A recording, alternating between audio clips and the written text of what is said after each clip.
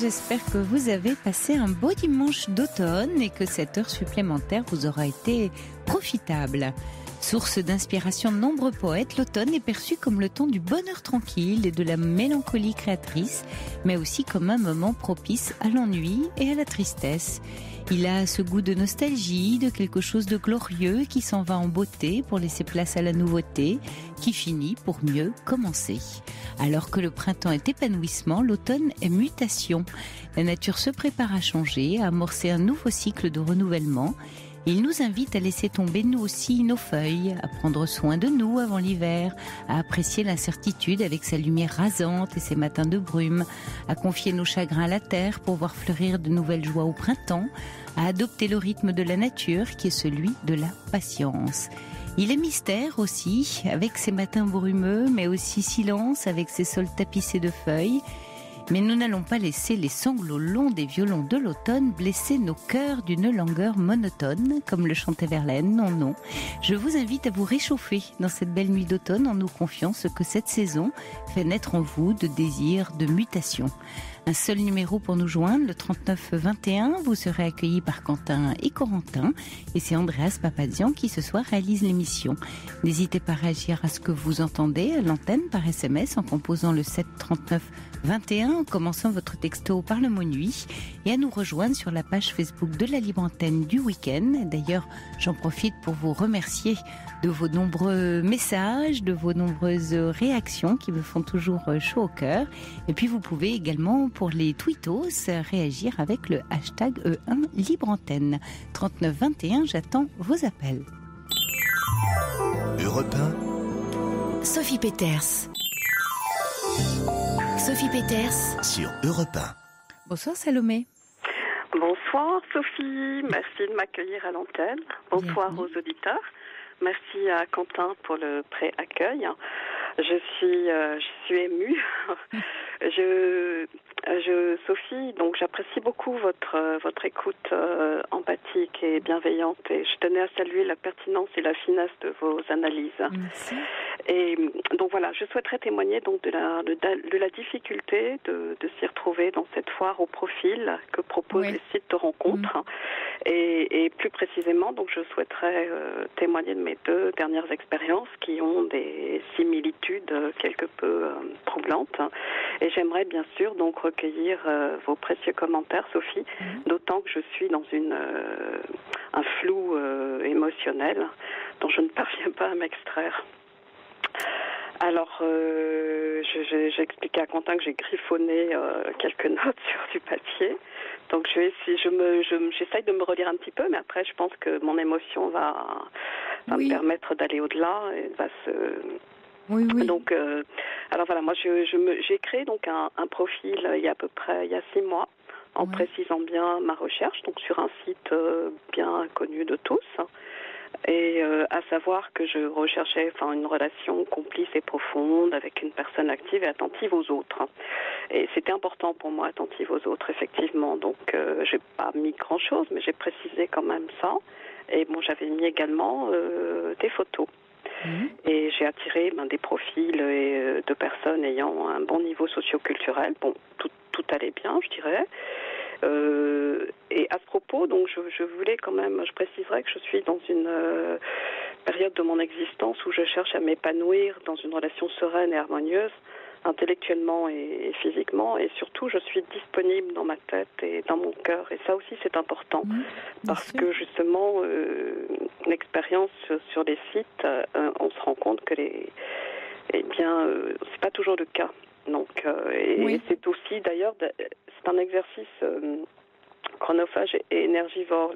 Si on souhaite vraiment mener sérieusement sa recherche, en fait c'est vrai que ça demande quand même du temps et de l'énergie en fait, et c'est assez éprouvant parce que quand on échange avec quelqu'un sur des semaines par écrit, au téléphone, qu'on se rencontre ensuite, et puis bon, on peut essuyer une déception pour différentes raisons, et c'est le cas justement où j'enchaîne.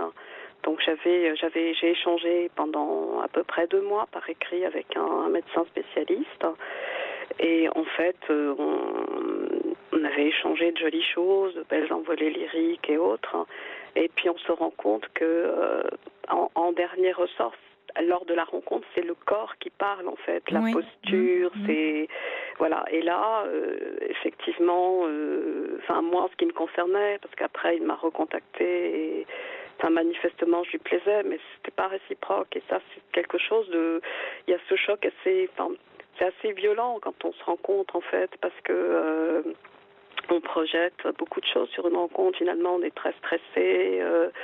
Il y a un tas de fantasmes et un tas de choses ce qui fait que le moment où on va se rencontrer, qui est relativement court, parce que aujourd'hui, essentiellement, on va prendre un verre avec quelqu'un, donc on ne prend pas forcément un repas. Enfin, ça se passe en très peu de temps, donc ça laisse peu de temps. Et donc ça, c'est un facteur qui est pas toujours facile à gérer, je dirais.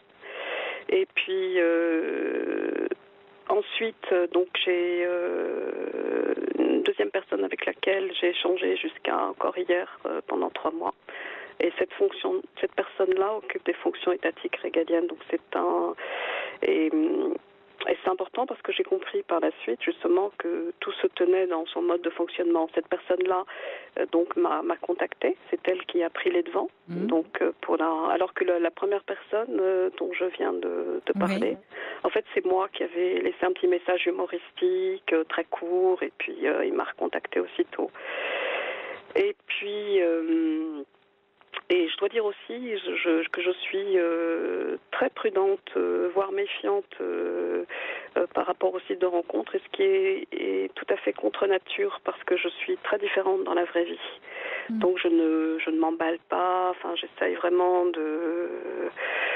je suis un peu dans le contrôle en fait, alors que souvent on me reproche qu'il faut être justement dans le lâcher prise. Donc c'est pas du tout mon cas je suis plutôt dans le contrôle. Et puis, alors ce que je constate aussi, en fait, c'est que souvent ça démarre toujours souvent par de belles envolées lyriques, par de jolis messages, toujours au réveil, au coucher, des bisous par-ci, par-là, la vie en rose, en fait. Et puis très vite, en fait, on déchante parce qu'on se rend compte, en fait, que je sais pas comment expliquer, mais il y a un tas de petites choses en fait dans le fonctionnement des uns et des autres qui fait que on se retrouve dans la vraie vie face à une personne physique. La fluidité des échanges à un moment donné, au départ c'est très fluide en fait, parce que en fait on se dit de jolies choses, et puis dès peut-être on est un petit peu plus davantage dans la vie de l'autre, avec les contingences, par exemple des contingences familiales, des contingences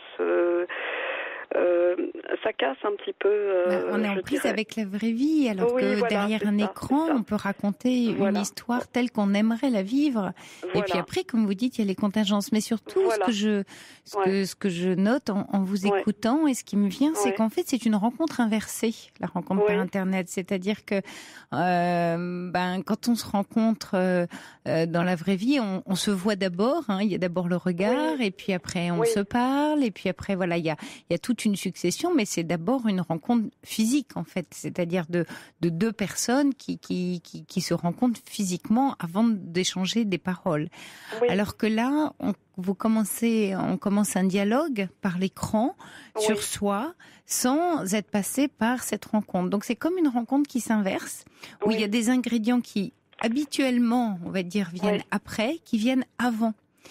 Et du coup, qui change la donne en fait de la relation, c'est-à-dire que votre imaginaire s'est déjà mis en branle.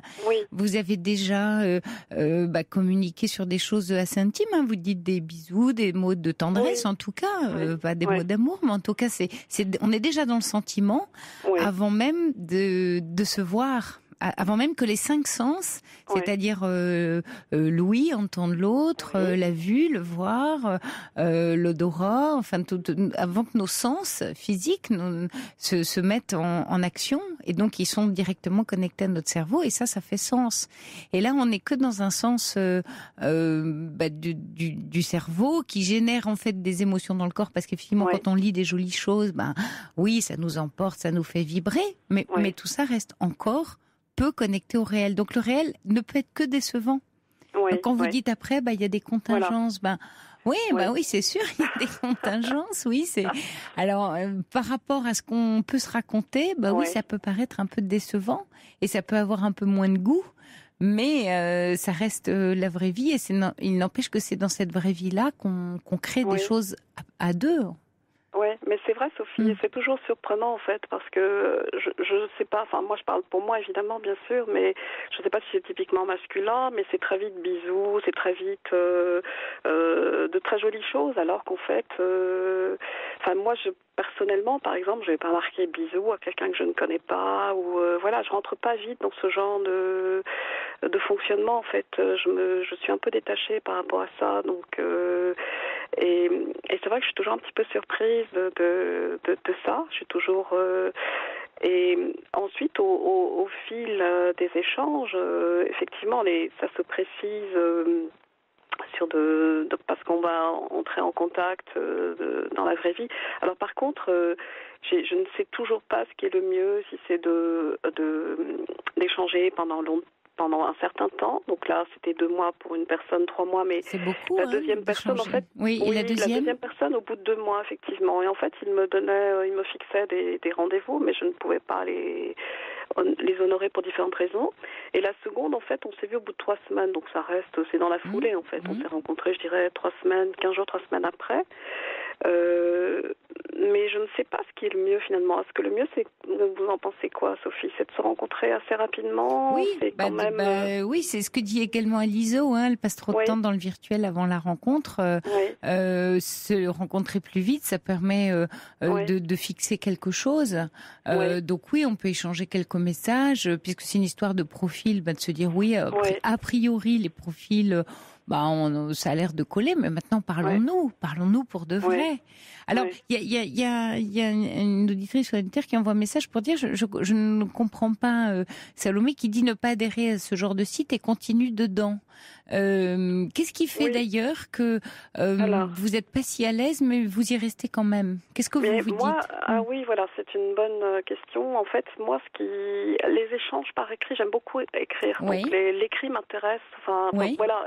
Par exemple, pour filtrer les profils, je réponds toujours par courtoisie, mais c'est vrai que quelqu'un qui n'est pas dans l'échange écrit avec moi au départ, ça s'étiole très vite. J'ai beaucoup de mal à aller au-delà. Vous voyez, à passer au téléphone et puis à se rencontrer. L'écrit est très très important pour moi. Et j'ai cet échange-là, je prends plaisir en fait à écrire. Ensuite, ce sont les hommes en ce qui me concerne. Donc moi personnellement, ce sont les hommes qui me demandent effectivement de me rencontrer, ce qui paraît dans la suite un petit peu logique. Donc je ne refuse pas, bien sûr, si ce n'est que parfois je peux pas effectivement honorer parce que voilà, parfois c'est à tel moment, c'est le cas de la deuxième personne dont je souhaitais parler, c'est très fermé, c'est-à-dire voilà, à telle heure, à telle moi, les profils que je rencontre, c'est sur Paris, j'habite en province. Donc, vous voyez, pour prendre un café, il faut que je m'organise. Je ne mets pas un quart d'heure pour aller à Paris. Donc, à moi que j'y sois, parce que soit je travaille sur Paris, soit je vais voir ma fille qui habite Paris. Mais autrement, ça me demande une organisation, si vous voulez. Et parfois, la personne en face, j'ai le sentiment qu'elle essaie de vous ranger un petit peu dans sa case. Voilà, moi, je suis libre de telle heure à telle heure. Bon, ça, c'est valable quand on est parisien. En même temps, en même temps, Salomé, vous seriez, Paris ou pas Paris, quand on se fixe un rendez-vous, c'est un jour à une certaine heure, Ben oui, voilà. Quelle que soit la modalité, quel que soit le but, j'allais dire, du rendez-vous, il faut bien se mettre d'accord sur un agenda et un horaire. En revanche, sur l'écrit, vous voyez, vous pourriez tout à fait rencontrer quelqu'un par d'autres moyens ou autrement et être aussi dans l'écrit. Une histoire peut se nourrir de l'écrit. Beaucoup. Donc après, c'est effectivement le goût de chacun. Mais plus vous êtes dans l'écrit en amont, plus ça fait travailler à la fois cet imaginaire. On peut se cacher beaucoup dans l'écrit, derrière un écran. On se raconte des histoires comme on en raconte aux autres, mais on se les raconte aussi à soi. Oui, parce qu'on est un peu en mode séduction et puis on ne va pas mettre forcément en avant des choses qui peuvent nous desservir. Mais c'est surtout qu'on n'a pas l'information que contient la vraie rencontre, toutes les autres informations dont on parlait sur la personne. Comme vous dites, ne serait-ce que est-ce que je ressens cette personne, tout le non-verbal. Hein. Vous savez que la communication entre deux êtres, c'est 90% de non-verbal, 10% de verbal quand on est en face à face. Donc le non-verbal, il est essentiel. Et il renseigne quasiment plus, en tout cas dans la rencontre sentimentale et amoureuse, que dans j'allais dire que l'écrit en fait. Oui, tout à fait. Je voulais un petit peu aussi vous parler de la seconde rencontre, puisque c'est celle qui m'intéresse et pour laquelle en fait je suis un peu perdue. Donc cette seconde rencontre, comme je vous l'indiquais, on s'est retrouvés dans la foulée. On a maintenu un lien par écrit, toujours, depuis jusqu'à hier, et donc également téléphonique. Et je ne suis pas parvenue à satisfaire les rendez-vous que la personne m'a fixé. C'est vu une première fois donc en août. Et puis, et tout se passait très bien. La rencontre était fluide, tout s'est très bien passé. Jusqu'à un moment donné où j'ai eu un blocage, en fait. J'ai eu un blocage parce que ce jour-là, si vous voulez, moi c'est lui qui avait insisté parce qu'après il partait en vacances pour qu'on se retrouve assez vite, ce que je trouvais assez judicieux. Et puis ce jour-là, mes filles partaient en Chine et en fait, je voulais les retrouver à l'aéroport. En fait, j'ai fait un choix pour lui en fait. Et je les ai eu au téléphone et tout, bien sûr, mais donc je suis allée le retrouver. Et en fait, je me suis rendu compte ce jour-là que, par exemple, j'essaie d'expliquer comme ça, mais c'est, comment dire, par exemple, j'ai fait une petite carte qu'il a par la suite qu'il a cachée pour que ses grands-enfants ne les voient pas, des petits détails comme ça, quand on s'est promené, il prenait un peu de distance parce que c'est le quartier, peut-être pour pas trop se montrer. Et moi, j'ai eu le sentiment qu'on était en décalage par rapport à ça, et en fait, ça m'a un petit peu heurtée. Et puis, j'ai fait un blocage jusqu'au moment où on s'est quitté le lendemain. Et en fait, il a poursuivi les échanges et autres, mais j'ai jamais trop réussi à m'en remettre, en fait. Et je réalise aujourd'hui qu'en fait, je pense que je perds cette personne. Je réalise, en fait, que je tiens à cette personne. Mais voilà, je suis dans ce flou, vous voyez. Vous y tenez pourquoi, Salomé? Pareil, les écrits en fait, les écrits. Oui, mais vous voyez, et vous n'écoutez pas vos sens, vous n'écoutez pas toutes les informations. Oui, mais il y a quelque chose qui vous a mis et manifestement mal à l'aise, mais vraiment mal à l'aise dans la rencontre. Ça s'est bien passé physiquement. Je veux dire, vous voyez, par rapport à la première rencontre dont j'ai parlé tout précédemment, là, il y avait une continuité avec les écrits, vous ne vous sentiez pas bien. Oui, voilà. Mais vous personnellement, oui objectivement, quand vous raisonnez, vous dites oui, mais c'était. Alors vous comparez, vous dites c'était mieux que l'autre. Alors finalement, vous êtes vous-même dans le système internet, c'est-à-dire vous êtes en train de cocher des cases pour vous dire non, mais les cases sont bien cochées, ça me va bien, et le deal est bien, il y a bien écrit tout sur le paquet, la notice est complètement raccord, mais il y a quelque chose qui est irrépressible chez vous, qui est de l'ordre du ressenti, et dont vous me dites j'étais mal à l'aise, j'étais pas bien.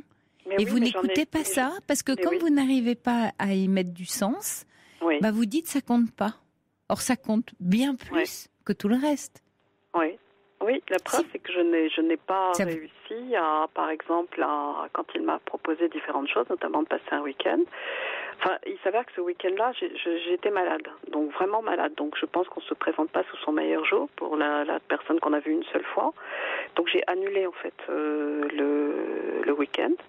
Et je pense qu'il l'a très mal pris. Et moi, ce que j'ai mal pris, par contre, alors j'aimerais, des petits détails comme ça, mais Sophie, ce que vous en pensez. Par exemple, moi, j'ai trouvé pas très sympa qu'il il m'envoie pas un petit message, un petit texto pour me dire comment vas-tu. Enfin, je comprends qu'il l'ait mal pris, mais vous voyez, j'ai pas compris ça. Et ça a accentué mon malaise à moi, en fait, vous voyez. Et plein de petits détails, en fait, sur le blocage, en fait, ça a continué. Vous en avez d'autres, des petits détails comme ça? Alors, j'ai celui-là, j'ai... aujourd'hui, par exemple, la situation se retourne contre moi. Ce qui était de l'ordre de la fantaisie chez moi, qui était une qualité, par exemple, aujourd'hui, ça devient... c'est passé en défaut, c'est-à-dire ça devient comment ça s'appelle, les mots m'échappent. Oui. Mais en fait vous correspondez pas tout à fait. Oui, vous dites... J'arrive pas à trouver de mots, mais de la fantaisie, vous passez à vous êtes changeante, vous êtes insaisissable, imprévu. Voilà, c'est ça, voilà. Vous êtes à la limite de l'instabilité, vous êtes dispersé, alors que la fantaisie était une qualité auparavant. Aujourd'hui, en fait, c'est transformé avec d'autres mots, ça devient des défauts, en fait. Oui, mais Salomé, vous voyez que tout ça est très très superficiel et ancré sur bien peu de choses, c'est-à-dire que les jugements vont bien vite.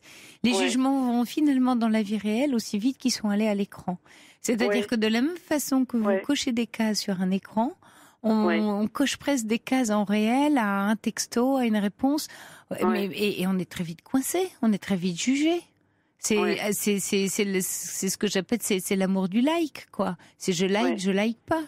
Je suis, vous voyez, est-ce que à toute vitesse finalement. Dès que vous avez un comportement, tout d'un coup, comme vous dites, le comportement qui hier était jugé en positif redevient en négatif et c'est un peu de la même chose.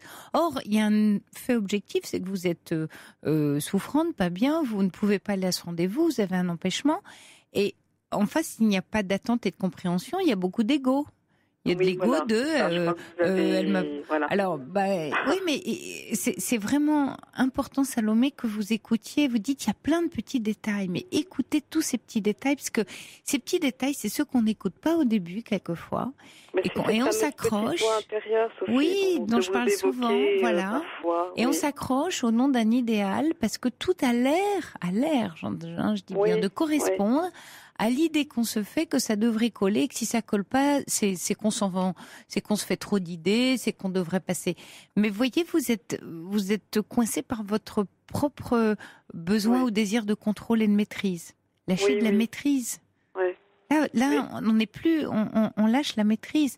Et il n'y a pas à discuter sans fin. Il y a, je le sens ou je le sens pas.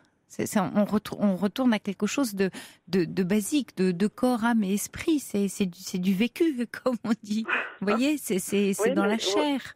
Vous voyez, hier, c'était une réponse à mon premier mail il y a une semaine où je pensais que, j'avais des doutes et voilà, et il a répondu à ça qu'en fait, que c'était dense et complexe ce que je lui disais et qu'on en reparlerait. Et puis, 4-5 jours plus tard, il m'envoie un texto en me disant que je lui manque et j'insiste parce que je me dis que je sais pas où trop ça me mène, cette relation, je veux un peu comprendre, je veux un peu, vous voyez, je veux toujours un petit peu les choses. Salomé, c'est très rapide de dire à un homme, je sais pas où ça me mène cette relation. Bien sûr que vous savez pas. Qui sait? Alors, qui sait? Mais même au bout de plusieurs mois, même au bout d'un an, 2 ans, qui sait où nous mène l'amour? Personne. Oui, c'est vrai, Sophie. Personne. Ouais. On voudrait tous savoir où ça nous mène. Non, justement, ce qui est merveilleux, c'est qu'on sait justement pas où ça nous mène. Et c'est bien ça, le merveilleux de l'amour. Si je vous dis où ça vous mène, vous avez envie d'y aller, vous. Imaginez, vous marchez en forêt et c'est l'automne je parlais de l'automne. Vous vous baladez, c'est magnifique. Vous connaissez déjà tout le chemin, non? Vous le découvrez, vous avez envie d'aller là parce que c'est joli, parce qu'il y a un sous-bois, puis vous avez envie d'aller plutôt là-bas parce qu'on vous a dit qu'il y avait un étang et ainsi de suite. Mais vous ne savez pas. Et c'est ça qui est merveilleux. Alors dire à un homme au bout de rencontres, je sais pas où ça nous mène, s'il a de l'humour, il vous répond moi non plus. Mais allons-y.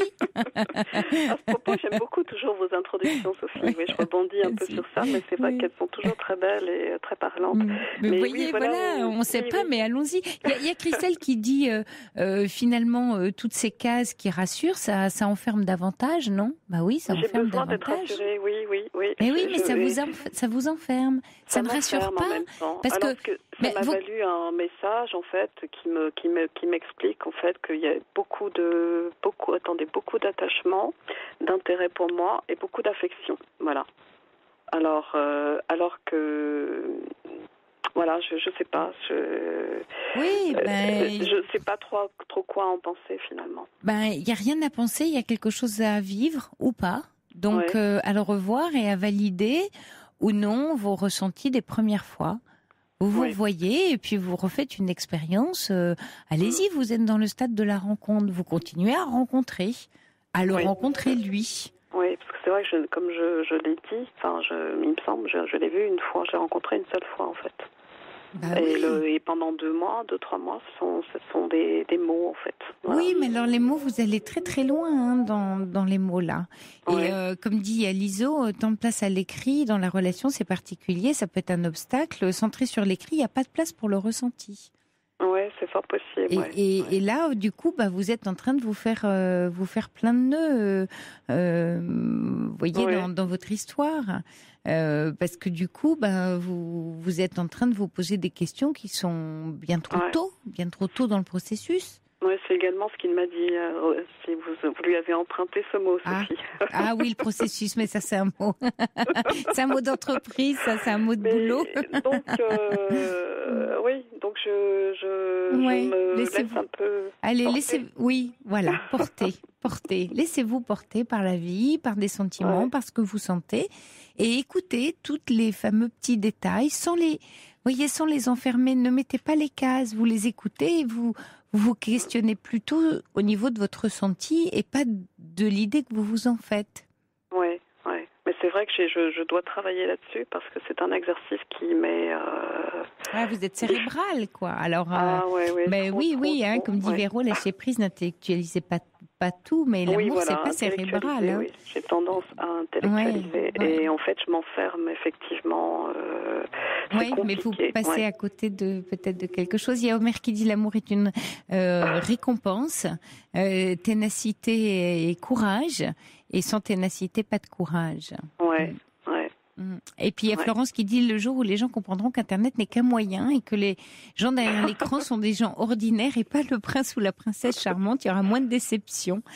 Non, j'attends pas ça en fait. Je suis très lucide par rapport à ça. Moi, j'attends pas un prince, j'attends pas. Je veux seulement, pas être bernée ou pas être, je sais pas comment vous expliquer. Oui, mais c'est le risque qu'on prend toujours. Être berné. Vous voyez le risque. Il y a toujours un risque. On voudrait aujourd'hui vivre des rencontres et des amours sans aucun risque. Mais le plus grand risque de la vie, c'est l'amour. C'est bien pour ça qu'on est à tous accros. c'est que c'est un risque, mais un risque qui nous fait tellement vivre. Et puis après, c'est une construction. Après, on construit, mais on construit pas à pas. On construit des cathédrales, on construit des cabanes, on construit des bateaux pour s'évader ensemble, on construit plein de jolies choses. Mais il faut construire patiemment, vraiment patiemment. En tout cas, merci beaucoup, Sophie. Je vous adore. Je vous connais depuis pas très longtemps, en fait. Je vous écoute depuis, il y a, je dirais, 4-5 mois. Je connaissais l'émission, mais je la suis pas régulièrement. Je suis devenue accro, notamment les week-ends. J'adore. Et en fait, ça me permet aussi de relativiser par rapport à certaines situations que je peux traverser, parce que, hormis le sentimental, j'ai d'autres... et vraiment, les conseils, les approches et les analyses que vous faites, je pense que ça aide beaucoup des auditeurs. Merci beaucoup, Salomé. Et puis ça donne un peu de perspective, l'écho de toutes les vies. Merci à vous de nous avoir rappelé. Au revoir, Salomé. Merci, Sophie. Bonne soirée, bonne nuit. Au revoir.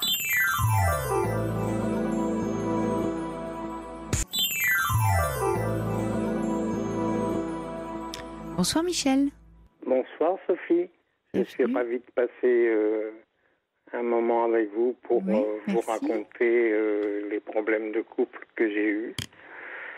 Je veux dire avec des deux particulièrement femmes que j'ai aimées et qui m'ont aimé d'amour vrai. Pas des amourettes, ça ne compte pas. Et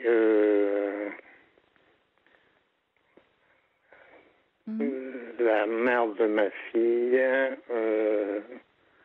mon premier grand amour, ça a duré 6 ans, en comptant, je vais pas donner trop de précisions, c'est-à-dire un coup de massue sur la tête. On avait chacun notre logement. C'était une chance peut-être. Mais un jour, l'assignation en divorce est arrivée. Et là, je lui ai immédiatement téléphoné. Elle m'a dit, viens, on va discuter. C'était au tout début. Il y a eu séparation de corps. Et puis le divorce, toute cette procédure a duré 7 ans. 7 ans, ouais. Bon, c'était au départ à Métor, à Yrief, et j'ai usé de diplomatie pour qu'elle change de fusil d'épaule, parce qu'il y avait une enquête sociale à la clé, avec passage de nous trois, c'est-à-dire elle, la fille Delphine, et moi, chez le psychiatre. Oui. Donc, finalement, mais on ne recolle pas non, oui. les morceaux comme ça. Hein. Et Michel, aujourd'hui, alors, où vous en êtes? Aujourd'hui, deuxième échec. Aujourd'hui, je suis en recherche et en travail avec un psy qui a compris très très bien de quoi je souffrais. Oui. C'est-à-dire une maladie qu'on connaît mieux, mais une maladie mentale maligne. Qui a été mal diagnostiquée pour vous, au départ? Anciennement appelée PMD. Oui. Bipolaire, c'est ça? Voilà. Et ça grimpe en flèche à raison de, aux dernières nouvelles, 5% par an. Et en plus, les Américains ont trouvé que c'était héréditaire, parfois, le plus souvent. Bref, si je peux me permettre un mot d'humour, est-ce que vous vous intéressez aux astro-affinités? Aux astro-affinités? Oui. C'est-à-dire les affinités entre signes zodiacales? Voilà. Oui, c'est-à-dire? Parce que j'ai trouvé un petit livre de chez Larousse. Oui. Et je vais juste vous citer une phrase. Le Sagittaire, il ne s'agit pas de pathologie, est un hooligan. C'est de l'humour anglais un peu, hein. Oui. C'est poussé à l'extrême, mais il y a du vrai. Qui passe en une nanoseconde du plus doux des hommes au plus odieux des voyous. Et on comprend que vous êtes Sagittaire, c'est ça, Michel? Pardon? Vous-même, vous êtes Sagittaire, c'est ce que je comprends. Voilà. Oui. Et là, je me reconnais. Et vous faites le lien avec la bipolarité. Alors, qu'est-ce que vous dites? Vous pensez que tous les Sagittaires ont un risque de bipolarité? Mais les Gémeaux aussi, non, alors? Certainement pas. D'accord. Sinon, mais les Gémeaux, on en met d'autres aussi qui ne se sentent pas tout seuls. Quand je fais la connaissance, j'ai tout essayé. Site de rencontre, résultat nul. Petites annonces, c'est déjà mieux. Là, je dois appeler lundi, on dit que l'espoir fait vivre, une dame à qui j'ai répondu je suis meilleur, faut dire, à l'écrit qu'à l'oral, qui m'a appelé en disant j'ai bien aimé votre lettre. J'ai essayé de vous joindre, mais à chaque fois, je suis tombé sur votre répondeur où il y a une musique très agréable. Bon, et puis je ne suis pas très éloigné de chez vous. Oui. Je vous laisse mon téléphone. Je l'appelle. Parce que j'ai eu un très grave accident de voiture où j'ai failli laisser la vie. avec séquelles. Bon. Et, Michel, parce que là, du coup, on s'égare un tout petit peu ensemble. Oui, je vais partir. Oui, vous appelez, parce que là, vous appelez ce soir. Le scénario du charmeur qui devient. Le voyou, là, voilà, dont vous me parliez, oui. Voilà, je ne veux plus ça. Et vous avez le sentiment que quoi, que vous êtes enfermé là-dedans, parce que là, c'est. Oui. Oui. Et j'ai quand même trouvé un psy. Oui, vous êtes soigné là. Oui, je suis suivi. Vous êtes suivi. Et qu'est-ce que ça donne? Alors, au point de vue finance, ça va mener à des excès. Mais oui, bien sûr, dans les phases hautes. Oui. Voilà, et en phase haute, achat compulsif, irraisonnable. Oui. Et je me trouve en curatelle renforcée. Est-ce qu'aujourd'hui, votre traitement, Michel, vous stabilise? Oui. Globalement, oui. Globalement, oui. Donc, vous allez commencer à récupérer. Oui, je crois que là, j'ai trouvé... déjà, au premier contact avec ce nouveau psy, que j'ai connu il y a moins de 2 ans, il a un bon sens de l'humour, ce qui fait du bien. Et il me dit, attendez, je vais vous chercher un papier, tiré de Psycho Magazine de 2014, je crois. Pourquoi les bipolaires sont-ils sympathiques? Bizarre, comme petit point. Non, pourquoi c'est bizarre? Parce que ça fait 3-4 pages l'article. Et à la fin, il est marqué que les malades, les psychotiques, génèrent des milliards de dollars de bénéfices. Ouais. Donc, ils sont très sympathiques. Michel, on a Marie-Louise avec nous qui avait envie d'apporter son témoignage en réponse au vôtre, qui elle-même est bipolaire. Vous êtes là, Marie-Louise? Oui, bien sûr. Oui, bonsoir Marie-Louise. Oui. Vous vouliez réagir au propos de Michel? Je vais peut-être la couper parce que ça donne des résonances. Oui. Excusez-moi, j'en ai pour 2 secondes. Oui.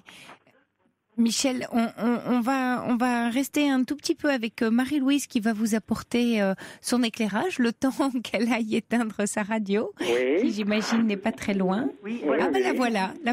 Vous êtes là, Marie-Louise. Moi, c'est pas Internet, c'est pas évident de communiquer, mais là, je vais essayer de faire court. Mais oui, on a le journal dans quelques minutes. C'est vrai qu'il y a beaucoup de thèmes qui me correspondent, mais particulièrement celui-là de ce monsieur qui a l'air très intéressant, enfin, comme la plupart de vos interlocuteurs, mais voilà.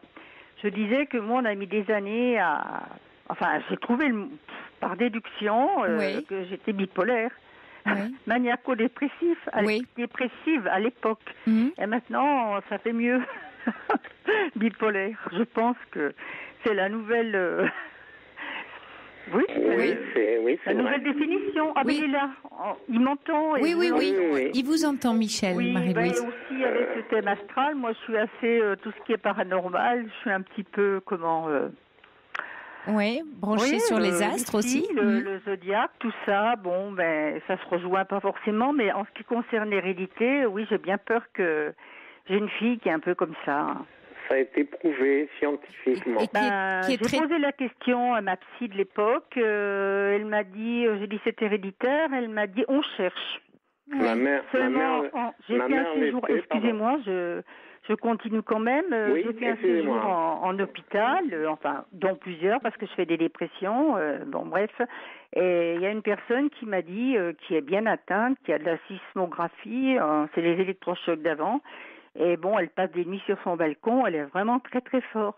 Elle m'a dit que ça se déclarait vers 30-35 ans. Et en fait, mon psy actuel, que j'avais perdu de vue une 20aine d'années, j'ai dit, il paraît qu'à force de soigner des névrosés, on devient... Il me dit non, mais c'est parce qu'avec la bipolarité, ça complique tout. Il est resté 10 ans sans exercer, il a recommencé. Pour moi, c'est un ami. Et vous, Marie-Louise, votre traitement, donc ça, pareil. J'ai un traitement anti-rechute que je prends pas toujours bien. Disons un régulateur d'humeur. Voilà. Oui, c'est ça. Je ne donnerai pas le nom, un régulateur d'humeur, mais il se trouve que toujours pareil. Hein. C'est les aléas de la vie. Je suis une véritable éponge. Donc, j'ai une succession de décès, là. Et oui, il faut arriver à trouver. Quand même, hein. Ça suffit pas. Oui, j'ai la foi. Oui. Bon, j'ai cru passer un moment, je faisais du mysticisme.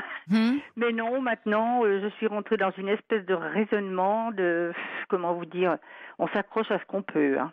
Oui, alors, avec tous les décès, là, ma meilleure amie, là, je n'y fais rien. Hein. C'est presque un demi-siècle d'amitié indéfectible, bien qu'on soit. Elle est déménagée et tout.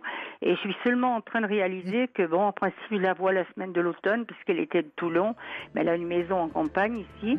Et on se voyait Marie-Louise. 2-3 fois dans l'année. Et donc, c'est maintenant que je réalise le manque. Et ça, rajouter à d'autres décès, moins ça fait beaucoup. Moins perturbant. Marie-Louise et Michel, je vous propose que vous continuez votre échange ensemble, hors antenne, comme ça on vous laisse continuer. Merci en tout cas de nous avoir appelés. Merci à vous. Avec grand plaisir. Merci. Vous pouvez et bonne nuit à vous. Donner mon numéro Il est minuit.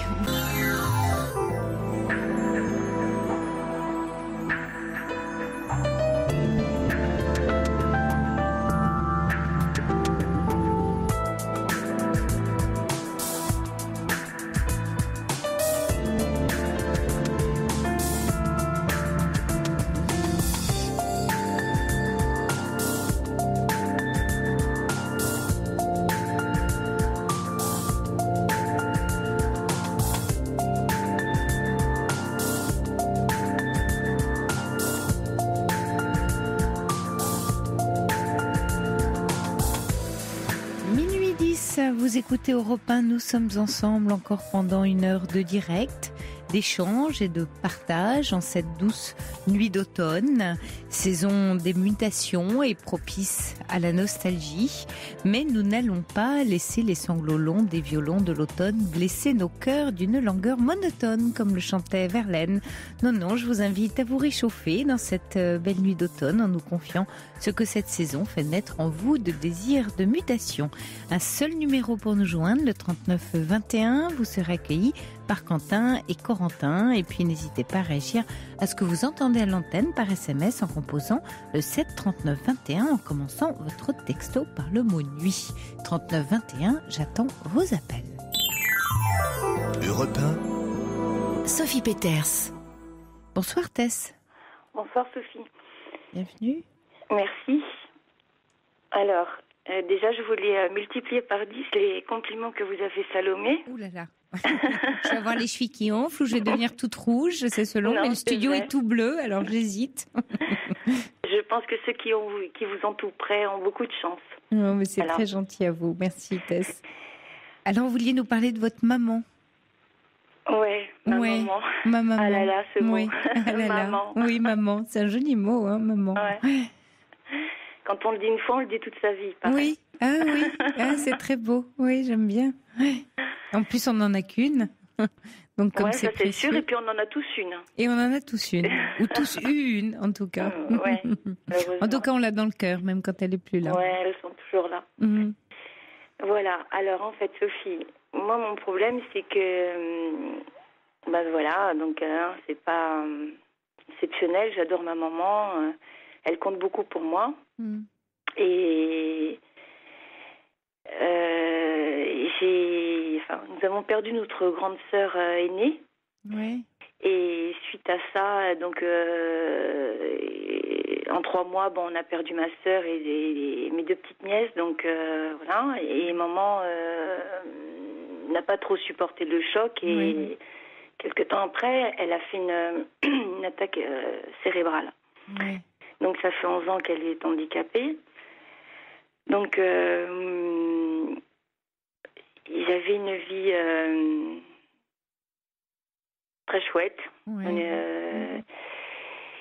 Et puis d'un coup, tout a basculé. Oui, avec le départ de votre sœur, vos nièces. Et puis bizarrement, j'étais très attachée à ma sœur. On avait un grand écart d'âge, mais c'était comme ma deuxième maman en fait. Oui. Et bizarrement, je me suis relevée. Peut-être même encore plus forte. Oui, pour reprendre le flambeau. Je sais pas. Oui, sans doute. Et vous avez d'autres frères et sœurs? J'ai 2 autres frères. Oui. Plus petits? Non, là, je suis moi la plus petite. Oui. Et en fait, voilà, ça fait 11 ans maintenant qu'elle est handicapée, très lourdement. Enfin, ça s'aggrave de jour en jour, je dirais. Hein. Et je pense m'être beaucoup occupée d'elle. Sauf que maintenant, je n'y arrive plus. Oui. Voilà. Et ça me fait mal parce que j'ai tellement donné que, selon moi, hein, après, on donne pas toujours tout. Je me suis vraiment... Vous êtes épuisée? Vous êtes juste épuisée? Voilà, en fait, j'ai un écrasement moral qui me... En fait, si je devais imaginer la chose, ce serait... j'ai l'impression d'avoir les 2 poignets liés, une jambe, mais on m'en laisse une pour me relever, parce que je pense que j'ai un caractère assez... je suis une battante. Mais on me dit, tiens, voilà, toi, tu as profité, tu as eu beaucoup de choses, maintenant, on va bien te faire crever, quoi. Et j'ai l'impression de mourir chaque jour un peu avec elle. Alors, tant qu'il a fallu se battre, tant que je l'ai fait, je pense, je l'ai emmené partout pour essayer de lui sauver au moins son bras, parce que, bon, voilà, le fauteuil, ça veut dire beaucoup de choses. La jambe, quoi, ça veut dire le fauteuil, etc. Sauf que maintenant, je m'occupe d'elle tous les jours, ça fait 11 ans, et j'en arrive des fois à être... du moins, j'ai l'impression d'être méchante. Oui, c'est-à-dire que quand je suis avec elle, donc je l'ai eue à la maison, maintenant, malheureusement, on n'a pas pu faire autrement parce que son cas s'est alourdi. Et on a dû la mettre dans un EHPAD. Et donc j'y vais tous les jours, lui donner à manger, le midi, le soir. Je la prépare pour la nuit et tout ça. Et je n'y arrive plus. Je n'y arrive plus. Donc avant, j'arrivais à me contrôler. Et là, voilà, comme ce soir, je suis partie et elle est très demandeuse, donc oui, bien sûr. Elle n'arrête pas, quoi. Elle n'arrête pas. Ouais. Et pour m'empêcher de partir, elle va toujours me demander un truc au dernier moment, donc bisous maman, et je t'aime, et nani, nanan, et à chaque fois j'arrive à la porte et puis elle me dit à boire ou baisse le volet ou ouvre la fenêtre. Ou mets la table comme ça, ou le coussin est mal mis. Mais elle veut pas que vous partiez, alors elle vous retient. Ouais. Alors bon, donc ça, je la condamne pas parce que je comprends. Non, mais c'est à vous de mettre la limite, Tess. Ouais, et j'en peux plus parce que en fait, comme moi je suis une active, donc tant qu'il faut m'occuper d'elle, ça va. Faites, voilà. Donc tant qu'il faut ranger, faire les soins, pas, je fonce, pas de souci. Et dès que ça devient les choses répétées, puis le coussin que j'ai déjà remis 20 fois, ranger le panier à droite au lieu de le mettre à gauche parce que ça l'a fait bloquer s'il est à droite. Après, non, mets ça là et range le talc, mets-le par ici, mets ça là-bas. Et tant que ça devient des trucs de fou comme ça, j'en deviens folle en fait. Tant que c'est utile et oui, je comprends. Tant que ça a du sens pour son soin, ça marche, mais le reste, Et j'ai l'impression que c'est comme une mouche folle qui me tourne autour de la tête. À laquelle vous pouvez pas dire non. Jamais non. Mais c'est comme avec les... Vous avez des enfants, Tess ? Non, parce que ça m'a touchée dans la tranche d'âge, justement. Oui. Donc ça a eu des répercussions terribles sur ma vie. Parce que j'avais une vie super. J'ai vraiment. Et votre vie a basculé. Mais complètement. Et je pensais même que j'étais chanceuse. Donc et j'ai vraiment... ça a été, mais alors du jour au lendemain... terrible, quoi. Et après, il y a le fait d'aller dans moi, je l'ai eu à domicile, donc là, je me la chouchoutais, je m'en occupais. Et vos frères, quel rôle ils jouent ? Mes frères, c'est un peu compliqué parce que, en fait, eux, alors bon, quand je l'avais à la maison, c'était tu l'as voulu, donc t'assumes. Et moi, le mot assumer, je l'entends souvent et je supporte plus ce mot. Parce que des fois, on peut partir avec de bonnes intentions, on pense qu'on va y arriver. Oui. Et je pense que le mot assumer, c'est l'argument des gens qui n'ont pas d'argument, en fait. Oui. Parce que, voilà, on peut partir avec... c'est vrai, voilà, et puis se rendre compte que c'est trop lourd ou trop dur. On peut rencontrer un homme marié qui a des enfants, se dire ouais, je l'aime tellement que je vais aussi, voilà, les enfants, ça va le faire, ce ne sont pas les miens, mais je vais tout donner, allez hop, youpla boum, on y va. Et puis après, on se rend compte que non.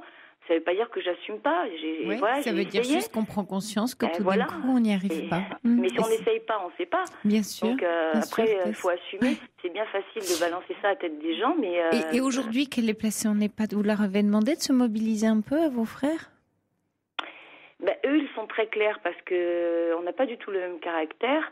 Et je peux pas leur en vouloir parce qu'après c'est... Non, mais je ne parle pas de ça, Tess. Je parle juste que quand vous me parlez de votre maman, c'est comme si vous étiez la seule fille unique. Or, c'est aussi la maman de 2 garçons qui sont là et 2 hommes en l'occurrence et qui peuvent aussi vous épauler et s'occuper de leur maman en l'occurrence. Mais alors là, c'est un peu difficile, Sophie. Je vais vous expliquer pourquoi. Parce qu'en fait, si vous voulez, moi, c'est mon caractère.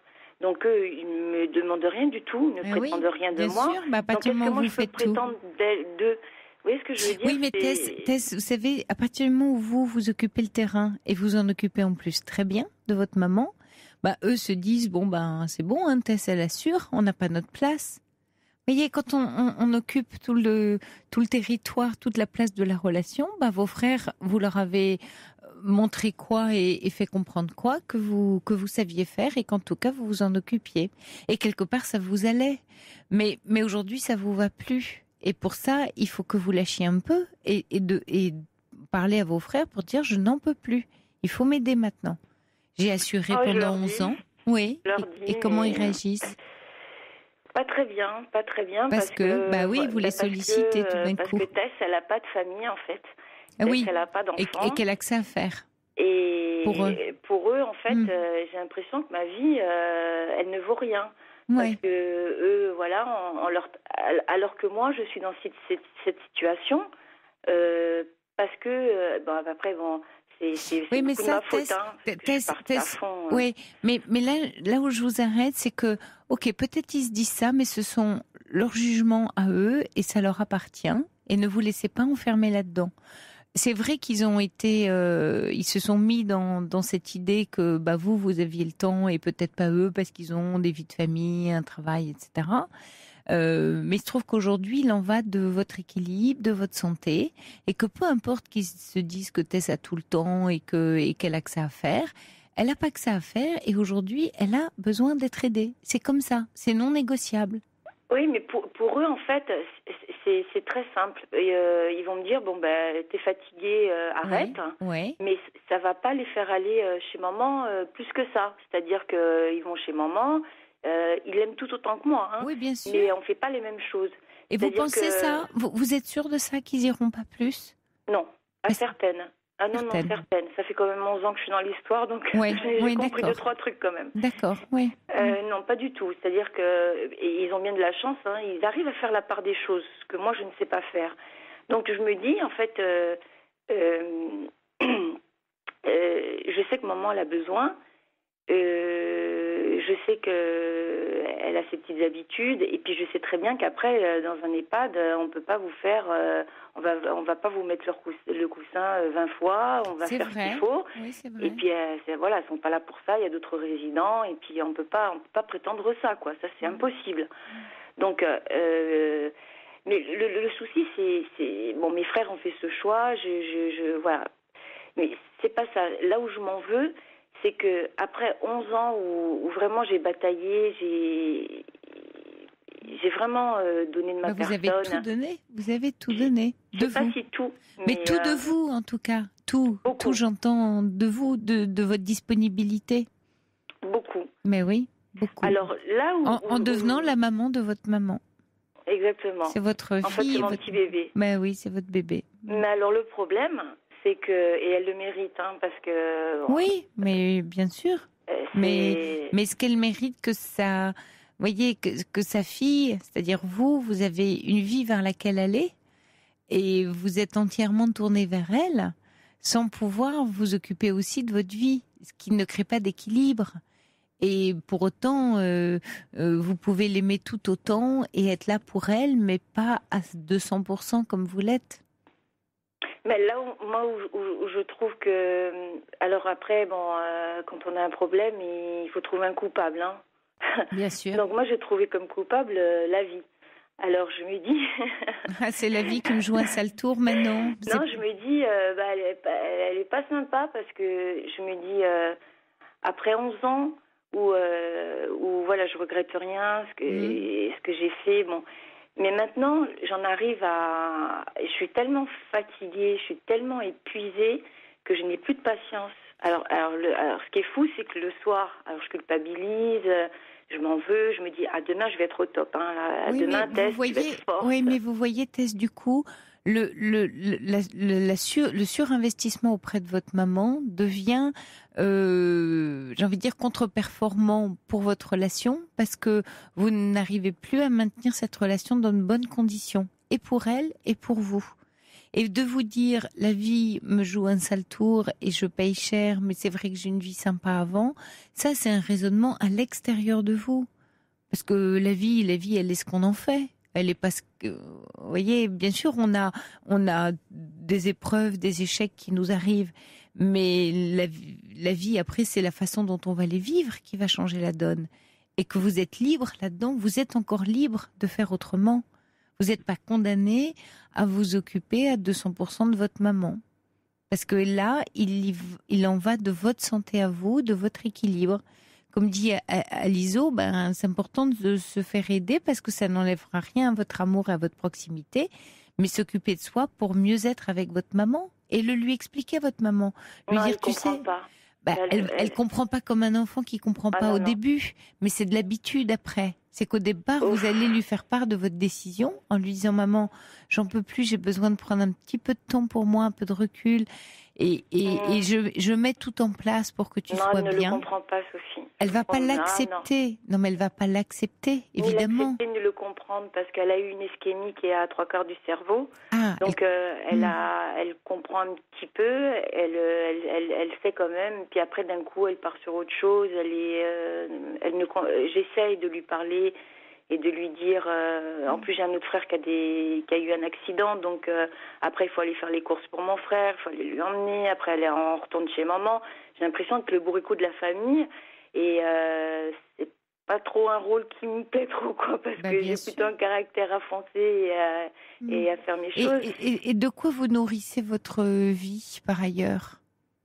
Où sont vos moments de ressourcement, de plaisir, de détente? Est-ce que c'est votre travail? Est-ce que ce sont des amis?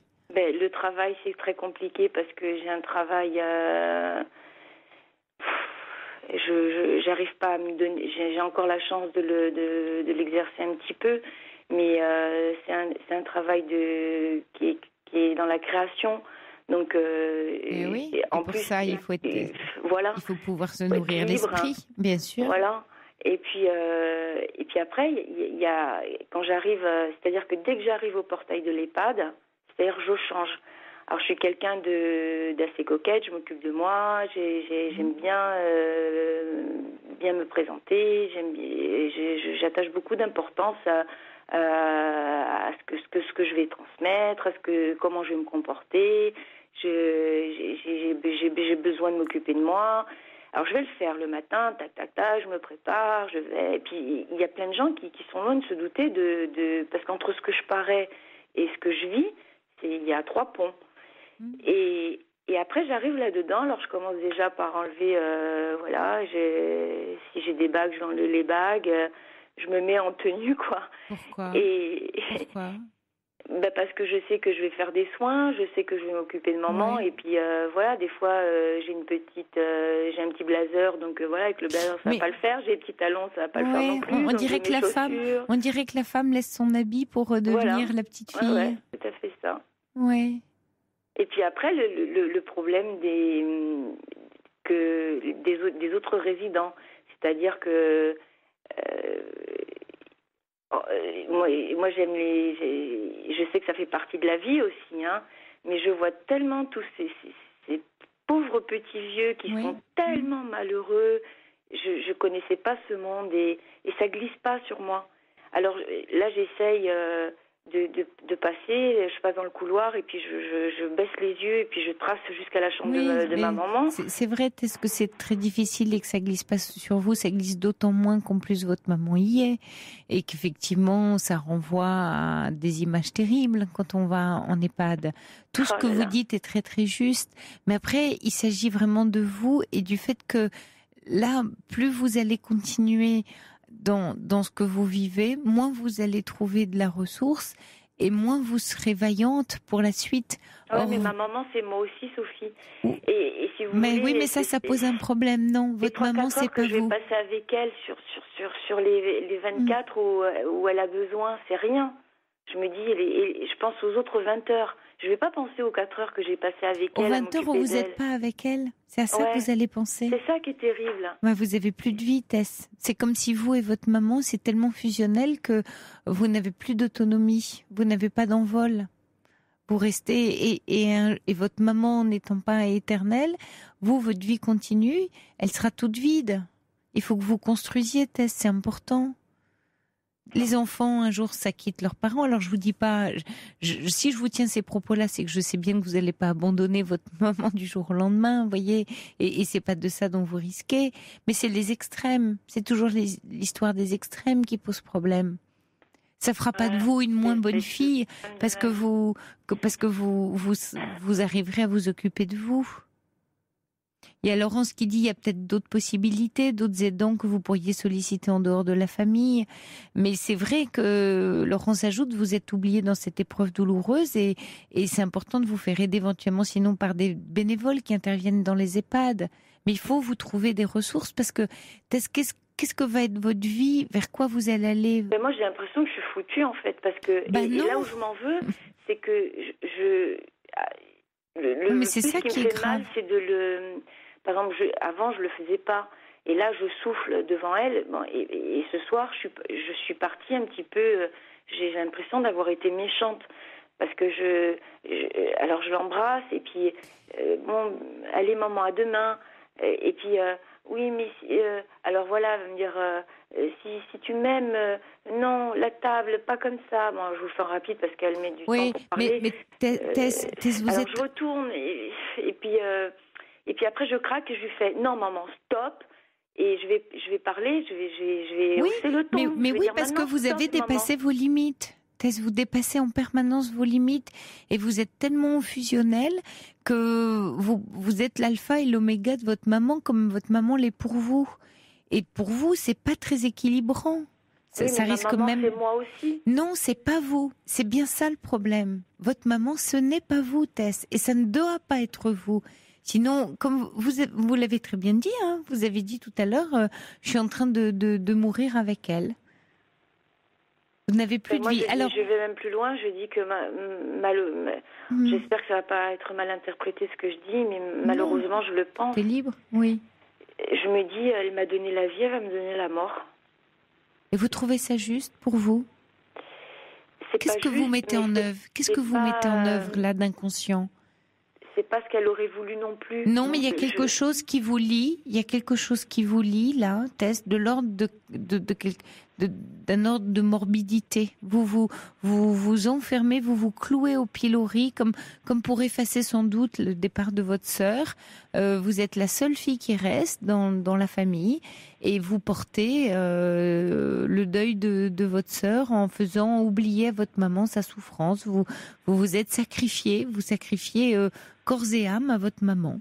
Tout pour lui faire oublier d'avoir perdu une fille et de lui rendre une double fille.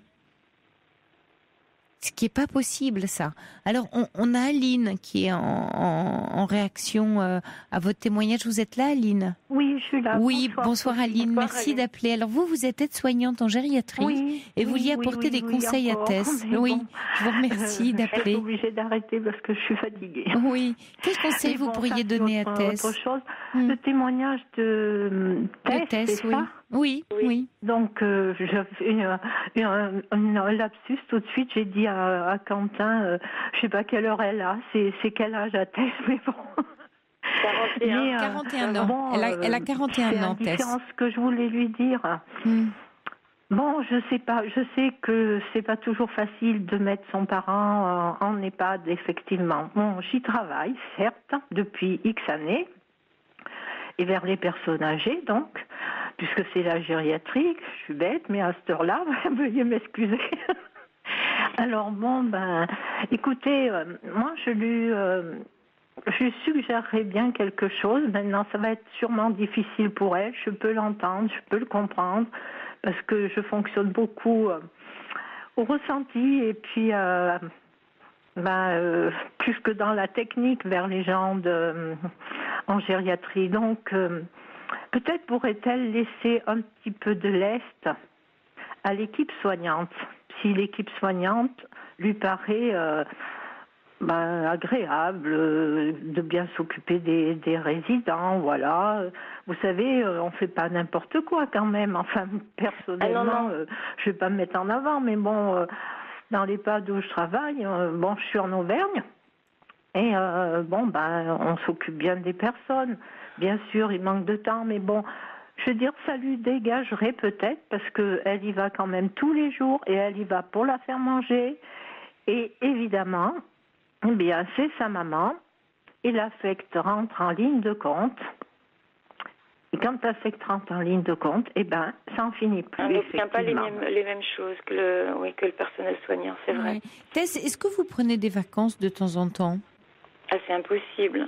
Oui, parce que c'est Fabienne qui réagit en disant il faut réagir là et prendre un peu de temps. Et Aliso qui dit si vous sombrez physiquement, vous serez bien forcé à un moment donné de vous arrêter. Mais j'aurai une excuse valable. Ah voilà, vous aurez une excuse valable. Pardon, excusez-moi, j'interviens. Oui, bien sûr, allez-y. Il ne faut pas aller au bout de vos forces comme ça, si je peux me permettre. Je ne veux pas vous donner un ordre. Ça serait malvenu de ma part. C'est gentil d'appeler, Aline, merci, surtout à cette heure-ci. Merci. C'est très gentil d'appeler, même à cette heure-ci, pour me donner un conseil. Merci. C'est une couche tard, Aline. En faisant les postes, mon sommeil est plutôt perturbé. Non, mais Aline, si vous permettez, Sophie, aussi.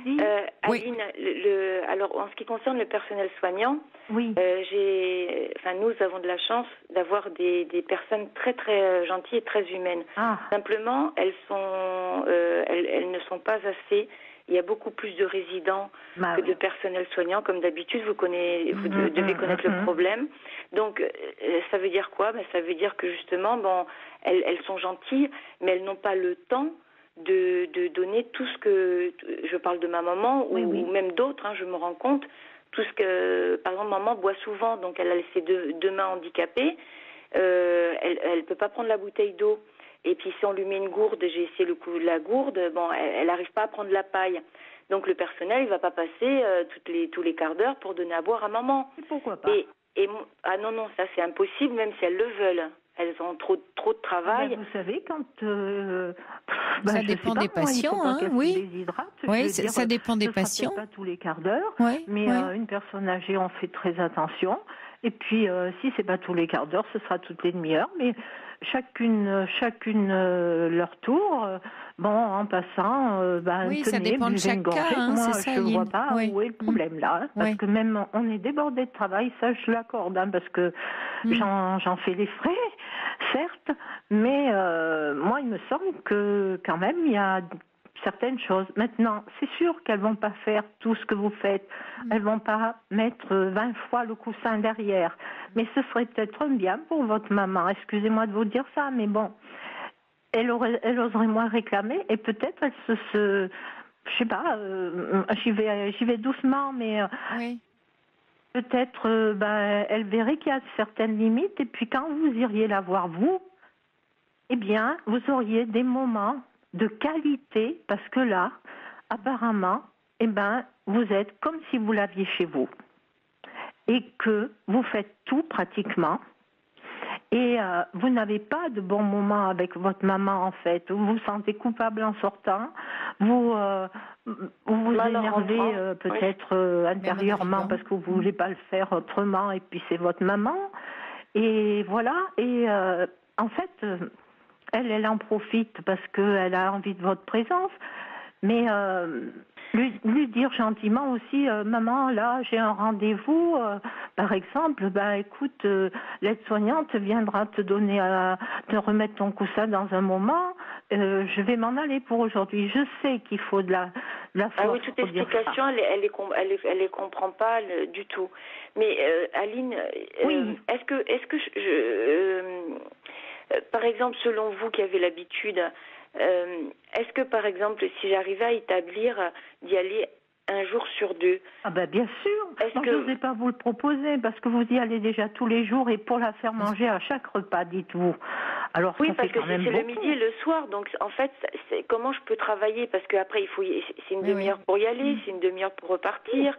Je passe entre midi et 2, j'y vais je reste 2 heures, 2 heures et demie, et le soir c'est 3-4 heures. Donc c'est de la folie, je peux pas travailler. Excusez-moi, le mot est entre guillemets, c'est pas du tout ce que je veux. Enfin je veux dire, c'est trop pour vous, c'est beaucoup trop. Ouais. Et vous pensez que de la laisser, ça voudrait pas dire qu'elle va pas se sentir abandonnée ou dire ma fille me trahit?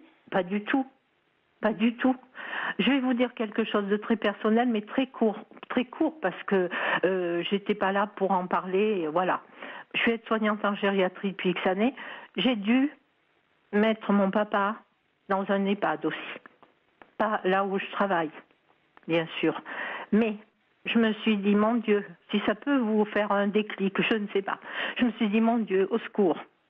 Comment je vais faire en sortant du boulot pour aller voir mon père dans un établissement? Alors que vous en sortez. Voilà. Et que je vis tout ça, je le vis aussi assez profondément. Des fois, on me le dit, tu t'impliques trop, tu fais ci, tu fais ça. Mais bon, écoutez, c'est moi, voilà. Et puis, finalement, écoutez, ça a été un petit peu difficile la première fois, je me disais, mais comment je vais faire, mon Dieu, comment je vais faire? Et en fait, quand je fais court, parce que, voilà, quand j'y allais après, on a établi une relation de confiance avec les aides-soignantes, les infirmières. Ça s'est fait tout seul, je ne l'ai pas fait exprès, mais voilà, je leur ai dit simplement parce que je le vivais moi-même et ça a agacé toute l'équipe et ça.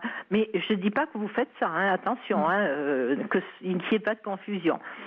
Je disais, voilà, ceux qui sont aides-soignants ou médecins ou dans les professions médicales, c'est les plus embêtants. Et je mets des guillemets. Ils veulent tout faire, ils veulent tout savoir, ils nous laissent pas de place. Et puis voilà quoi. Et c'est finalement la personne âgée qui est au milieu de tout ça.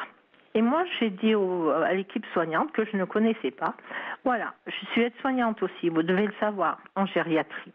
Maintenant, mon papa est ici, c'est dur, mais je tiens à venir le voir autant que je pourrais venir le voir. Ceci dit, je n'interférerai jamais dans les soins. À moins que vous me le demandiez, si vous êtes débordé, voilà, moi je veux bien lui faire manger sa soupe s'il ne peut pas la manger, je veux bien faire des choses, mais je veux voir mon père comme j'allais le voir chez lui. À savoir, encore quand il est lucide, jouer aux cartes avec lui, lire le journal, discuter, après ça s'est dégradé, écoutez, on a fait ce qu'on a pu. Mais ces moments-là, si vous voulez. C'est vrai que les aides-soignantes ont été super parce qu'elles ont vu qu'effectivement je n'étais pas intrusive, que je leur ai simplement dit je veux qu'il soit bien. Il soit bien dans sa tête. Et comment ça s'est passé pour vous, Aline, à ce moment-là? Vous l'avez bien vécu? Pas trop parce que mon frère était... c'était dur avec mon frère.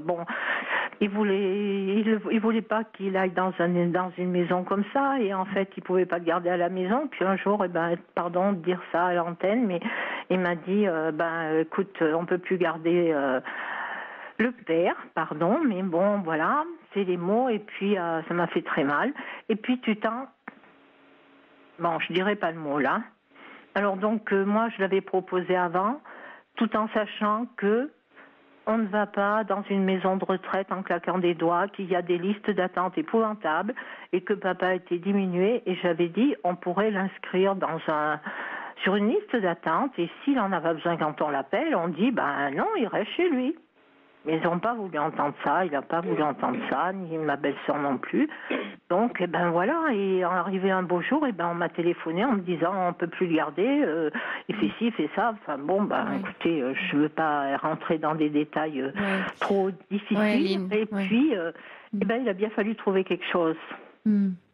Et c'est vrai que j'aurais pu être aidée par ma directrice, mais à ce moment-là, mon frère a mis le veto. Et donc, après, il a fallu trouver quelque chose en urgence. Lui, il pensait que quand mon père serait plus malade, quand notre père serait plus malade, il irait à l'hôpital. Et qu'à l'hôpital, on l'enverrait dans une maison de retraite, et voilà. Et il me dit, c'est parce que c'est toi qui travailles avec ces nanas, là, pardon de parler comme ça, mais c'est ça, c'est toi. Enfin, je veux pas le charger plus que ça, mais bon. Non, mais Aline, là, oui, j'entends bien votre histoire, et vous étiez partie pour expliquer. Voilà, oui, non, mais je comprends, mais pour parler à Tess, en fait, et pour lui donner des conseils par rapport à sa maman, donc vous avez... moi, j'ai été bien avec l'équipe. On a fait une coordination, si vous voulez. Oui. Mon père était assez valide au départ, enfin assez valide, voilà. Il mangeait seul, etc. Après, quand ça s'est dégradé, il a accepté que les aides-soignantes le fassent manger. Moi, quand j'y allais après mon travail, oui, il a accepté. Je lui ai demandé, tu veux que je t'aide ou tu veux que je t'aide pas, comme tu veux. Non, un jour il m'a dit oui, je veux bien que ce soit toi. Ouais. Merci Aline, parce que je pense que votre témoignage, en tout cas, je ne sais pas ce que vous en pensez, Tess, si ça a pu vous rassurer. Non, je ne voudrais pas qu'elle soit malheureuse, non. Non, merci Aline. Merci à vous de nous avoir appelé, Aline, je vous en prie, si vous et d'être intervenue. Il est au standard. Oui, merci à vous. Et bon courage. Et Tess, j'espère que à la fois le témoignage d'Aline, mais également le témoignage des auditeurs. Je vous laisse sur le témoignage d'une auditrice qui dit, mon mari a fait la même chose que Tess, donc avec sa maman, et un jour il a craqué en dépression, il a refusé de voir sa maman pendant plus de 2 mois, j'ai dû prendre le relais. Tess, ce que vous risquez, c'est l'épuisement physique puis psychique si vous continuez comme ça. Donc à vous de trouver, soit dans la solution que vous a proposée Aline, soit dans ce qui est possible en y allant doucement, mais petit à petit, vous voyez, de peut-être pas rester tous les jours déjeuner, de mettre en place quelque chose pour vous soulager un peu. Juste pour finir, Sophie. Oui. En fait, vous pensez bien que j'ai fait quelques tentatives, mais après, il n'y a pas...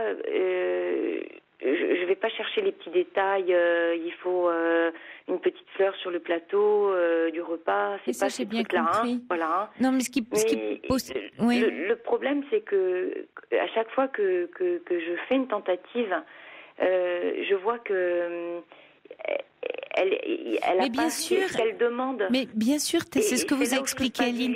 Oui, Aline. Et je me dis, mais avec quel ventre moi je peux rentrer à la maison? Et Aline, elle va fermer la bouche pour pas manger, Oui. C'est pas moi. Bien sûr, c'est ce que vous a expliqué très bien Aline, c'est-à-dire que là, elle est habituée à vous et à ce que vous soyez tout à elle. Bien sûr que vous allez passer par quelque chose de difficile pour vous, mais après, il en va de votre capacité à continuer comme ça. Et la seule chose que ce soit Aline ou moi ou ce que vous disent les autres auditeurs, c'est de dire quand vous allez plus tenir physiquement, vous pourrez plus du tout vous occuper d'elle. Et là, comme vous dites, je me sentirai plus coupable parce que j'aurai une excuse. Et moi, j'ai vraiment le sentiment que c'est ça que vous cherchez et que vous êtes en train, au nom d'un idéal et d'un projet très inconscient et très personnel, par rapport sans doute au décès de votre sœur, de pallier quelque chose de terrible pour votre maman et de dire voilà, j'essaye de lui faire quelque chose de doux. Le projet, il est magnifique. Bien sûr, on peut rien vous dire là-dessus, Tess. Ce qu'il y a, c'est que vous touchez vos limites. Le sujet n'est que là. On n'est plus dans un sujet moral. Sophie, en fait, que si je pense à moi, parce que on n'est pas tout seul, on a une famille. Donc vous me dites que si je pense à moi, il n'y a rien de mal à ça. Non seulement il n'y a rien de mal à ça, mais votre maman, vous allez lui offrir des moments de qualité. Et là, vous n'êtes plus tellement parti pour garder avec elle des moments de qualité. Donc ça ne peut que se dégrader, et pour elle, et pour vous, et d'arriver à quelque chose qui sera plus très supportable. Donc faites attention à vous, Tess, et faites attention à votre projet. Ce serait bien peut-être je ne sais pas si vous avez déjà vu un psy, mais d'en parler un peu avec quelqu'un, parce que vous avez une relation extrêmement particulière avec votre maman et très fusionnelle, et que les choses allant comme elles vont aller pour votre maman, qui un jour ne sera pas éternelle, ça peut être très difficile pour vous. Donc c'est important de commencer à travailler dès maintenant sur votre relation avec votre maman. D'accord, ok. Bon courage, Tess, parce que je sais que c'est pas facile ce que vous vivez. C'est pas facile. Non, bien sûr. Merci, Sophie. Bon courage à vous. Merci. Au revoir, Tess. Au revoir. Bonsoir, Brigitte. Oui, bonsoir. Vous m'entendez ? Oui, très bien. Vous êtes à l'antenne. Très bien, d'accord. Voilà, très bien. Oui, alors moi, c'était pour intervenir par rapport à la personne qui parlait des sites de rencontres. Je me suis un peu prénom, je suis désolée. J'ai écouté avec attention ce qu'il disait. Du coup, oui, c'était Salomé au tout début de l'émission. Voilà, Salomé. Oui. Voilà, qui avait du mal sur les sites de rencontres et qui se posait cette question. Et c'était juste pour lui donner une petite touche d'optimisme. Voilà, j'ai 61 ans, moi. Et j'ai rencontré mon compagnon actuel. Ça fait 18 mois qu'on est ensemble et nous sommes rencontrés sur un site de rencontre. Donc, comme quoi, tout est possible. Voilà. Il n'y a pas d'âge ni d'endroit, tout. Sauf que peut-être, en tout cas, comment dire, moi j'étais dans une recherche, j'allais dire ludique. En tout cas, j'étais pas obsédée par la rencontre en elle-même. Par le résultat, mais par le chemin. Voilà, c'était pas le résultat, mais c'était juste que le chemin me paraissait plutôt sympathique de découvrir. Et puis donc j'ai rencontré d'ailleurs des gens qui sont devenus des amis. Enfin, voilà, on a lié aussi. Et puis que surtout, voilà, faut se laisser un peu porter, comme dans la vie, quoi. Ne pas. Alors c'est plus difficile parce que on est très sollicité. Il y a beaucoup de gens, il y a beaucoup de messages, mais de peut-être pas rester très longtemps dans le virtuel. En tout cas, nous, on s'est envoyé 4-5 mails, on s'est téléphoné très très rapidement au bout d'une semaine. Voilà. On a choisi déjà de se téléphoner parce que derrière un écran, il y a des gens qui peuvent rester des mois derrière un écran, mais bon, se parler, c'est bien aussi, c'est une première approche, quoi. Ça permet de mettre une voix aussi, la façon dont la personne parle. Enfin, je trouve que c'est important. On sent beaucoup de choses. Et puis, oui, voilà. Et donc, ça s'est bien passé au niveau de la voix. C'était des échanges très agréables. Et par contre, on s'est rencontrés assez rapidement aussi, parce que 8 jours après les premiers échanges de téléphone, on a choisi de se rencontrer. Et c'était pour une occasion, c'était la fête de la musique.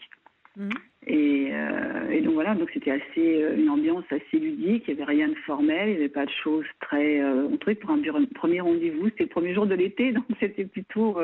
voilà, c'était dans un sens un petit peu... comment dire, pas avoir un côté officiel d'une rencontre, comme si ça allait engager quoi que ce soit. Alors que, comme je vous disiez, on ne sait pas trop ce qui va se passer, puis c'est ça aussi qui est bien, quoi. Donc c'était plutôt un conseil comme ça, d'éviter le côté peut-être trop formel des choses, de se laisser porter. Après... Oui, de laisser finalement, c'est intéressant votre témoignage, Brigitte, parce que en fait vous êtes en train de dire, peu importe le moyen internet ou pas, mais dans cette rencontre qui pourrait être très normative, très contrôlée, comme d'ailleurs l'expliquait Salomé, qui était très dans le contrôle, de laisser un peu de liberté, de légèreté pour retrouver... j'allais dire la vraie rencontre par rapport à la rencontre virtuelle. C'est-à-dire que la rencontre s'impose dans toutes ses dimensions et ne pas laisser que le virtuel prendre la main, c'est-à-dire le contrôle, les critères et tout ce qui s'ensuit. Sur ce genre de site, souvent, il faut marquer... de ce que moi j'avais rien marqué de particulier, non plus d'ailleurs. Ali on non était plus. plutôt dans une recherche. Non, lui non plus. Ah, ça c'est à amusant. part les goûts musicaux, les sorties, des choses comme ça. Bon, à titre indicatif, mais on en marquerait plein. Et puis surtout dans le descriptif, c'était ça. Nous, enfin l'un et l'autre, je crois qu'on avait des annonces un peu pareilles. C'était, moi je disais que j'avais envie d'une relation, mais un peu de légèreté, un peu de sourire, et puis de se laisser un peu porter par les événements. Voilà, c'était un petit peu ça, et sans critères. C'est un très bon conseil. Oui. Ouais, je pense qu'il faut éviter de remplir toutes ces cases qui de remplir et puis de remplir et puis de comparer. Moi j'ai une copine qui faisait ça aussi, qui comparait. Je disais mais c'est pas possible. Enfin on remplit ça. Mais moi demain si je remplis la même chose, peut-être que il y a des cases que j'ai pu remplir pareil. C'est vrai. Pas une case. On est des êtres humains quoi. Donc ce qui est intéressant c'est la rencontre et puis de se laisser aller. En tout cas, ça a fonctionné puisqu'on s'est rencontrés et c'était une sacrément belle rencontre. Voilà, qu'on s'attendait pas à ça et qu'on s'attend toujours pas à ça et on se laisse toujours porter. Et alors, justement, Brigitte, j'ai une question à vous poser parce que je lisais l'autre jour, alors je sais plus dans quel journal, une enquête qui disait que les couples qui se sont rencontrés par Internet n'osent pas dire dans un dîner en ville, dans un dîner entre amis, comment ils se sont rencontrés et qu'ils inventent une réunion de famille, qui un musée, enfin je sais. Et alors je crois qu'il y a plus. Ouais. Ah oui. Le chiffre, je crois, c'est plus de 70% des couples formés sur Internet n'osent pas avouer qu'ils se sont rencontrés ainsi. C'est fou ça.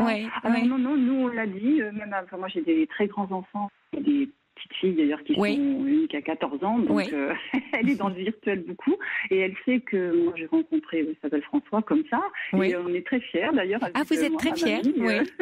D'accord. Elle trouvait ça plutôt sympathique, en me disant que vous êtes jeune, enfin vous faites des choses comme ça, oui, et elle trouvait ça, oui, et les garçons aussi. Et même vos amis et vos couples d'amis, les aussi. Amis, pareil, non, lui d'ailleurs c'était sur le conseil d'une amie à lui qui lui avait dit, ça faisait 3 ans qu'il était séparé et qui lui a dit tiens, si tu te rends, tu inscris sur tel site, tu verras, c'est amusant, tu verras bien, enfin voilà, et donc il s'est dit pourquoi pas, alors que lui c'est pas du tout son tempérament, et moi non plus d'ailleurs, parce qu'on a des boulots plutôt relationnels, on fait quand même pas mal de choses et tout. Moi, c'était le côté un peu ludique qu'il y avait, où je me disais, après tout, ça fait peut-être rencontrer des gens que j'aurais pas l'occasion de rencontrer dans la ville où je suis. D'ailleurs, il était dans les îles à côté, à 80 km, c'est pas loin, mais peut-être qu'on ne se serait jamais rencontrés autrement, peut-être, c'est sûr. Hein. Et moi, c'était surtout ça, puis le côté un peu... moi, ça m'a aidé aussi à passer des moments qui étaient un petit peu plus difficiles. C'était une séparation compliquée. Ouais. Donc, ça m'a aidé quelquefois dans l'écrit ou avec des gens à discuter, à se laisser... Après, on va là aussi où on a envie d'aller, enfin... obligé de... Oui, bien sûr. Il faut se laisser vraiment aller. Oui, d'accord. Merci beaucoup, Brigitte, pour vos conseils. Alors, il y a Philémon qui réagit en disant, il a raison, maintenant je m'en souviens, maintenant qu'il envoie le texto. L'enquête était parue dans Libération, de la semaine dernière, donc sur libération.fr, en retapant sur les sites de rencontres, vous allez retrouver cette enquête qui est très amusante et instructive et qui raconte en fait justement tout ce qui reste encore associé dans le non-dit à la rencontre. Oui. Mais en tout cas, je vous remercie sincèrement. Parce que souvent on dit que parce qu'on dit c'est une petite chose, parce qu'on dit les rencontres virtuelles c'est pas des vraies rencontres. Mais si, c'est des vraies rencontres. Enfin, c'est des rencontres. Oui, c'est des rencontres. Une rencontre, c'est ce qu'on en fait, c'est comment on la vit, et puis de se laisser porter et de pas être trop dans des grilles, dans des critères, telle qualité, quel défaut, enfin voilà. Vous êtes maligne, Brigitte, finalement, parce que finalement c'est un peu comme tous les outils technologiques d'aujourd'hui, c'est la façon dont on s'en sert et la façon dont on les utilise. Et donc la liberté qu'on exerce par rapport à ce que nous imposent tous ces outils technologiques. Si on se laisse mener par eux, effectivement, on perd une distance et une liberté. Mais si on reprend la main, et c'est ce que je comprends que vous avez fait, on retrouve finalement notre humanité d'une certaine manière. Oui. Puis on n'est pas obligé. Enfin, moi je sais que quelqu'un qui aurait voulu écrire pendant 2 mois, ça m'aurait pas. Enfin, après, c'est vraiment ce qu'on en fait, et puis de pas rester trop longtemps en tout cas avoir une voix, je trouve, et pouvoir se rencontrer et puis avoir une voix déjà au téléphone, je trouve que c'est une bonne chose. On se rend compte la façon dont on parle, les mots que l'on emploie, la voix, mais la façon aussi de parler, de s'exprimer, on sent qu'il y a des choses quand même. Il y a déjà une première chose qui peut se passer Voilà. Oui, mais ça parle aussi de chacun, c'est-à-dire que si Salomé restait aussi longtemps dans l'écrit, c'est bien qu'il y ait une petite, à la fois une certaine forme d'appréhension, mais aussi un goût pour l'imaginaire, la chose écrite, se raconter la jolie histoire. Et puis cette histoire de contrôle où les individus pensent que c'est plus rassurant s'ils ont plus d'informations en amont par rapport à la rencontre pour de vrai, alors qu'en fait, ça donne pas tellement plus d'informations que ça. C'est comme une sécurité qu'on aurait, mais on n'en a finalement pas plus, voire moins. Au final. Mais non, on n'a rien parlé de nous vraiment au téléphone. Vraiment. Ah oui, vous avez parlé de quoi au téléphone? Oui, on parlait de choses qui se passaient. Lui, c'est quelqu'un qui faisait de la musique. Donc, et puis moi, je suis dans un milieu, enfin, j'ai des enfants qui font du théâtre, enfin, qu'on est troupe de théâtre et tout. On était plutôt là-dessus, qui nous a... Voilà. Et puis ça s'est fait surtout de choses comme ça. En fait, de centres d'intérêt commun.